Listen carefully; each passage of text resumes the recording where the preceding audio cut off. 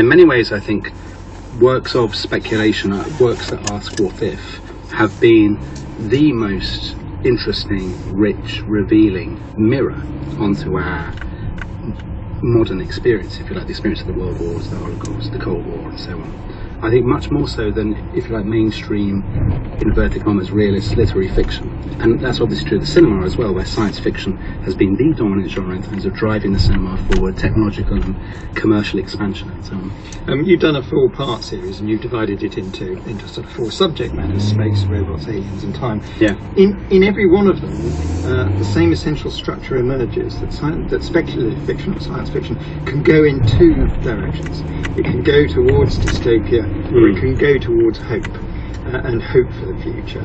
I mean, that seems a very, very fixed thing, doesn't it, when you're imagining a different world? Well, I suppose when you imagine a different world, that there are 2 basic sort of angles from which you can approach it, the optimistic or the pessimistic.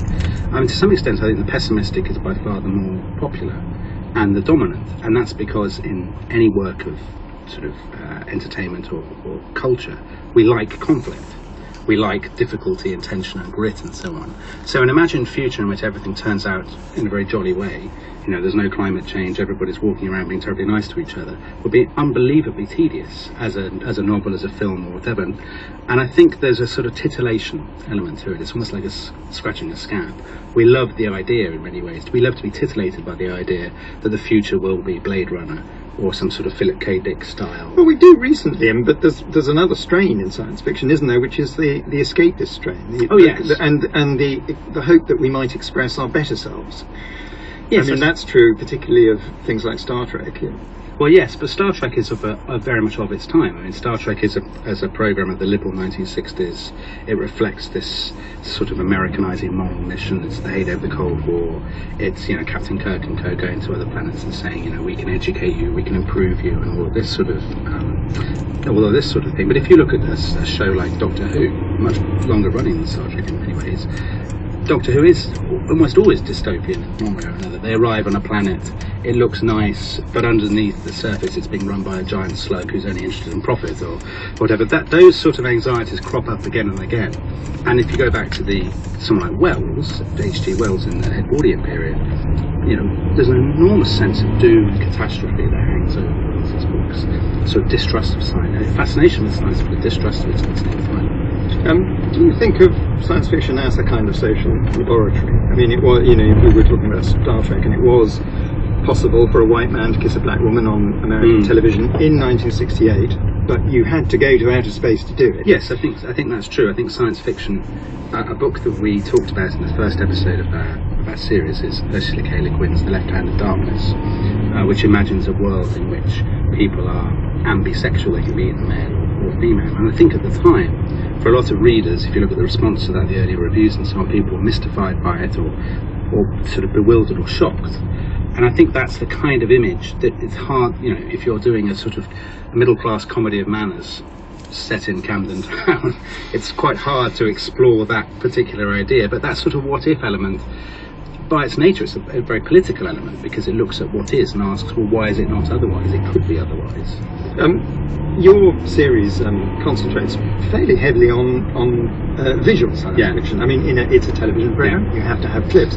But I wonder whether you feel that actually written science fiction really made the running. It certainly did initially, of course. I think in each of our episodes, there's one, if you like, foundational text actually buried deep down. It might be The Time Machine or For the Worlds or Frankenstein, the robots episode, to which, when we did our interviews, a lot of the sort of screenwriters and directors and so on would often come back again to that and say, well, that was the book that was at the back of our minds when we were making this. I mean, as you say, with a TV series, you're always falling back on the sort of cinematic, partly because producers hate nothing more than a camera scanning slowly across the page. But I think there's also a case that for sort of, as it were, science fiction enthusiasts, the written word is paramount.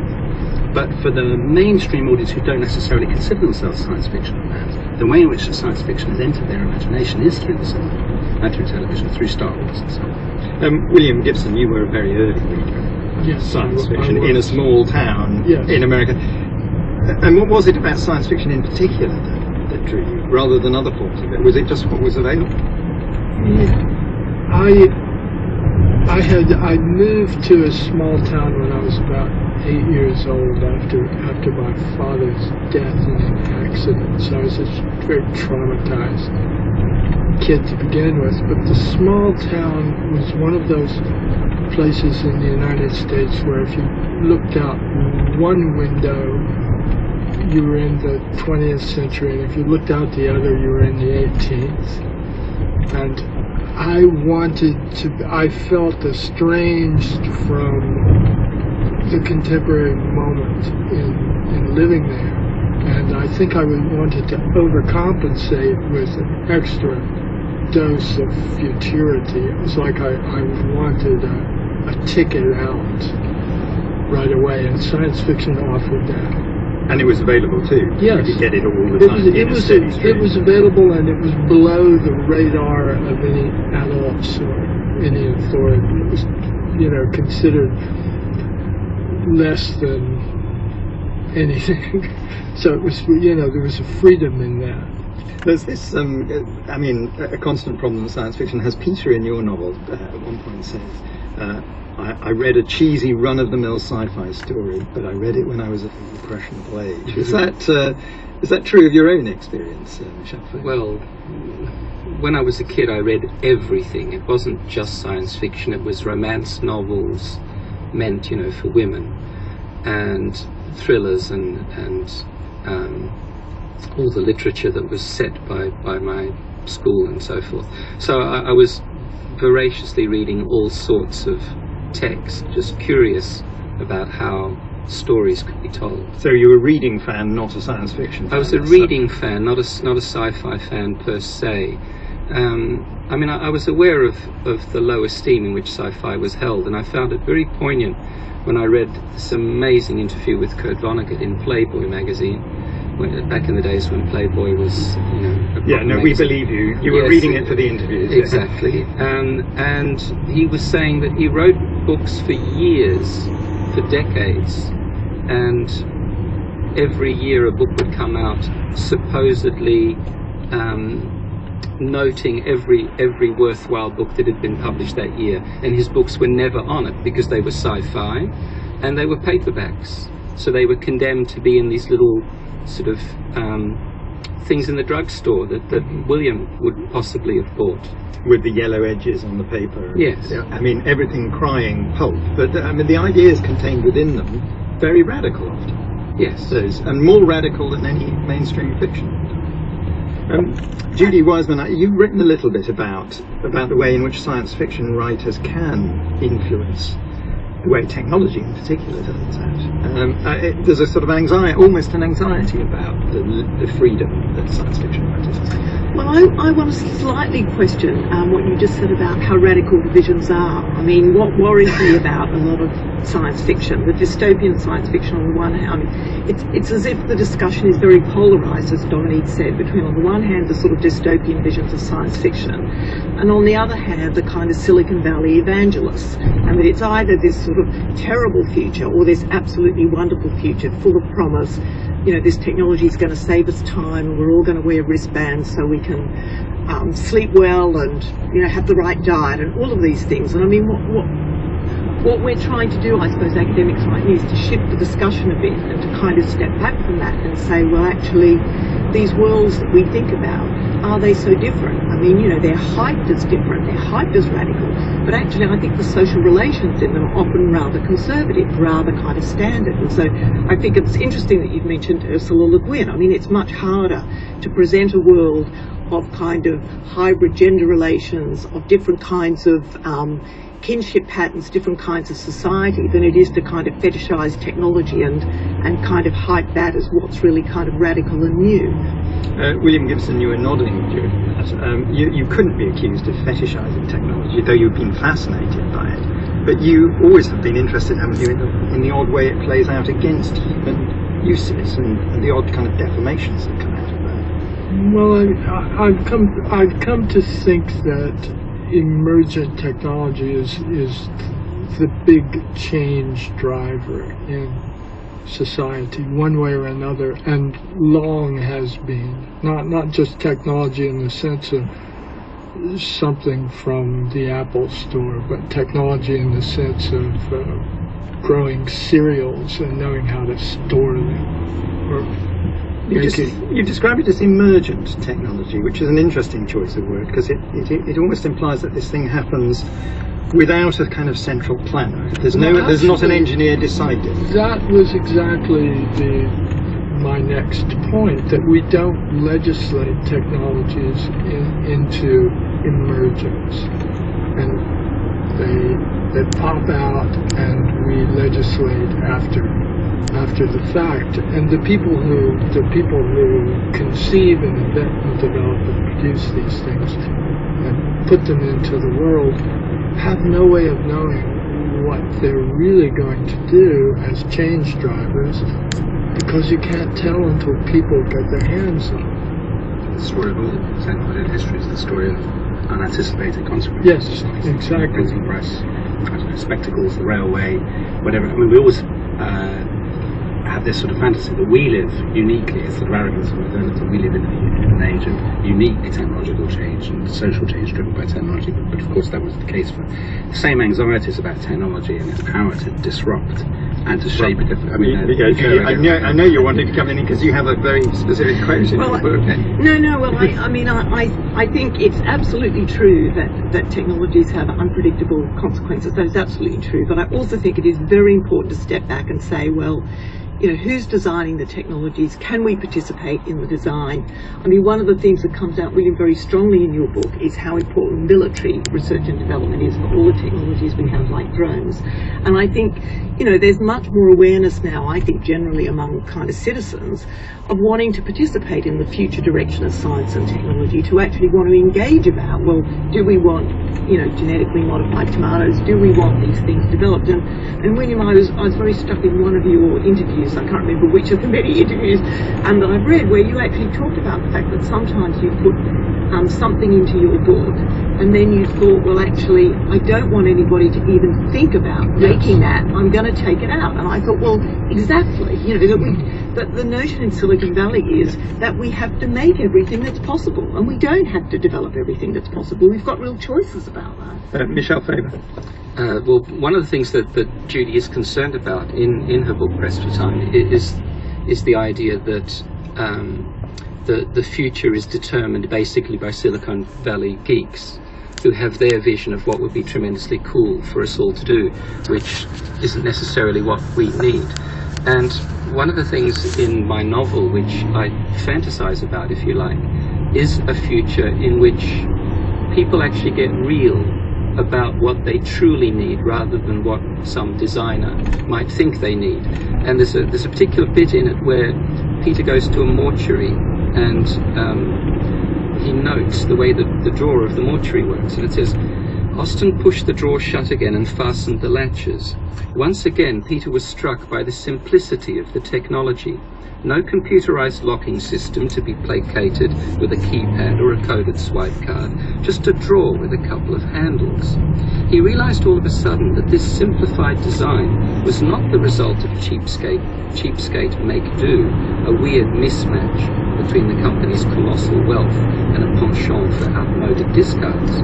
No, these freezers were new, and not just new, but custom-made. Some obstinate designer had paid extra for 19th century practicality, had bribed a manufacturer to leave out the computerized sensors, microchip programs, flashing lights, and smart options that an up-to-date mortuary freezer would contain. I liked it very much, your simpler technology. We're going to come back to that actually, because the fact that we're re-entering the 19th century occurs in your book. But William Gibson, I just want to come back to you about Peripheral specifically, because your previous three novels to this were set, roughly speaking, in the present day. They weren't any conventional science fiction novels, whatever. You've now returned to looking into the near and distant future. Why did you want to do that now? Well, I think of the Peripheral as being the sequel to the three previous novels. And those three novels were conscious attempt to recalibrate my yardstick of contemporary awareness, which I'd come to think prior to doing that was a dated yardstick. My acquired yardstick of weirdness was 80s weirdness, and the bandwidth of weirdness has been steadily widening. So in a sense, those three books were my exploration of the contemporary moment and sort of feeling the elbow of that I needed to exaggerate the moment's weirdness slightly in order to induce the sort of cognitive dissonance that I enjoy. You've described yourself before not as an imaginer of the future, but a curator of the present. That's what your process is, to look very specifically at the moment. Yes. You've also said this fascinating thing: it's harder to imagine the past that went away than it is to imagine the future. Can you think about that? Well, I think that history. Since we know Well, history, I don't know that we constantly, I think we constantly rewrite the past. I think history itself is an utterly speculative discipline. I think the history of our past 100 years from now would scarcely resemble our idea of the history of our past. When you think about the Victorian period, the history that we know wrote about the Victorians would seem outlandish. Yeah, the Victorians would be shattered by our sense of well, because we so often get it wrong. I think we would be shattered perhaps by our descendants' sense of Dominic was saying earlier on that this sense of up-to-dateness that we imagine we have, and we're at that absolute cutting edge, the forefront of everything. Everyone, of course, throughout history, as Dominic pointed out, has felt that. And one of the things that I tried to do in Crimson Pen and the Light, my Victorian one, was to give that sense of the Victorians' utter modernity, rather than the sense that you often get in histories and in historical moments of people living in a kind of theme park, historical theme park.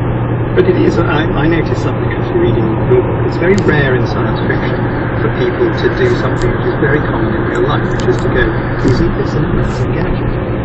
Science fiction is very nervous about wonder, isn't it, within its own sphere, because it must imply that everything is matter of fact and routine. Peripheral, rather interestingly, does have not knowing quite how machines work and being a little astounded by it. Well, yes, it's on the one hand, one doesn't want to write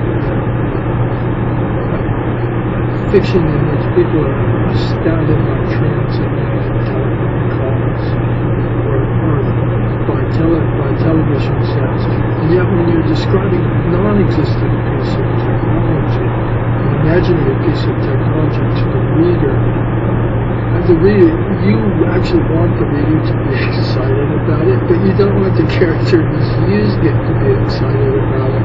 And there's often some very awkward authorial business around adjusting. You said something very interesting once about the constraints with regard to imaginary technology. You thought that if somebody had written a novel in the 60s, fully imagining the cell phone, Yes. it wouldn't have been publishable. Now, clearly people Dick Tracy had wrist phones, so the idea was there, but you were talking about something else. Well, the idea was there, but the complexity of the experience. I imagine reading a novel in the 60s in which every point of view character's actions were constantly interrupted by this small device in their pocket that was combined of two-way radio with a television set with something called a computer that you didn't really understand, and so they're simultaneously getting all of these updates. They have no solitude. The complete lack of solitude would have baffled the reader in the 60s. Alice Smith's latest novel actually has a wonderful image, which is a Renaissance character coming to contemporary London. and finding people obsessed with icons. They think they're kind of religiously obsessed. They're all staring downwards at illuminated panels. Judy Wiseman, this is very much your subject in a way, isn't it? Which is how technology, what we think technology is doing for us, and then what actually happens. It's the gap. I started studying mobile phones when they were quite new, which is amazingly quite a recent phenomenon. And it is extraordinary how quickly they've been kind of naturalised and normalised. I think with all these technologies, when they're new, early adopters are very excited. We kind of give them kind of magical kind of powers. We're kind of intrigued by them. It's like email. And then it is extraordinary how quickly these technologies are integrated into everyday life. They just become something people don't think about, don't comment about. And I think one of the things about history, looking back over history, is that actually, in another 100 years when people look back, nobody will even think that having a smartphone is worth commenting on. Like, we don't talk about washing machines, electricity systems, and storage, and all the other kind of things that have been completely naturalised into everyday life. So I think all technologies go through these kind of phases, kind of when they're new and magic and shiny and adopted, and then when they're just kind of integrated. And I think, if you look at people's behaviour over this short period in terms of email, do you remember how we always answered email immediately? We were so excited, it was an instant thing, and already I think people are developing all kinds of ways to deal with email, phone calls, in ways that make us less kind of vulnerable to it. Your book, Request of Time, is about this old paradox that we've got all of these devices which are supposed to save time, and yet we report, though we may not necessarily think, we report that we are more pressed for time than ever, that we're time harried, that we don't have enough time. Yes, and I think that that's because we're living in this culture where we very much value busyness, speed, a life full of activities, that these are things that kind of now related to prestige. Whereas if you think about sort of aristocrats with leisure, if you think about, that high status used to be about not doing things, and that now actually, who do we think are the high status people in society? They're always incredibly busy, and I think it's kind of, if I may say so, it seems to me a kind of very kind of American kind of culture I'm very struck by. When I go, even my contemporary academics say, oh, I'm frightfully busy, I can't make any time, and I think it's about, a kind of perception of self now, kind of what's a kind of valued identity now, and that being slow somehow is not kind of attractive now, an attractive I think I'm frightfully busy is the socially acceptable form of I'm frightfully wealthy. But what about though this business of cutting time into ever smaller slices? Because it's also a question. There is a real thing here, isn't there? There's not just a sort of social showing off or an affectation. We now have more choice. So when we say I've got lots to do, we literally mean that at any point we have maybe 50 choices potentially of things that can entertain us, distract us. That feeds into this anxiety about time. That we're like lottery winners who never complained about having too much video. We didn't have to worry about what we spent our money on. We've won the lottery, and we're paralysed by choice. Being entertained, do we? No, I don't think it necessarily is, but I think a lot of people feel that it is. And then there comes a huge anxiety about what you spend your time. Yes, but I think, I'm very struck by, every week I kind of, buy these books on digital addiction and digital distraction, and, there's articles all the time about it. I just kind of don't buy this whole lie, actually. I think people are Hang on, you talk about leisure, and you say contaminated by the simultaneous secondary activity. Contaminated is a very strong word. Yes, but if you think, the kind of classic thing within kind of sociological research is people listening to the radio and looking after their kids, or cooking while looking after their kids. It isn't new to be multitasking, to be doing simultaneous things. It's not a kind of new thing. And I think people are integrating these technologies in all kinds of ways and actually enjoying a lot of these things. So, the books are all about distraction and terrible things.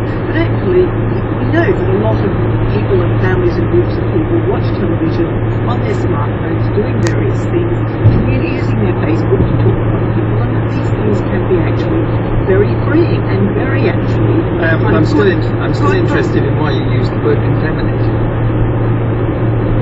Well, perhaps I kind of shouldn't have used that word actually, but I just think that all of these technologies are very kind of double-sided, and I do argue from my work that the mobile phone can be a tool of intimacy, that it can people keeping in constant connection, in constant contact, and they want to do this. I mean, I'm one of those people who was very late getting a mobile phone.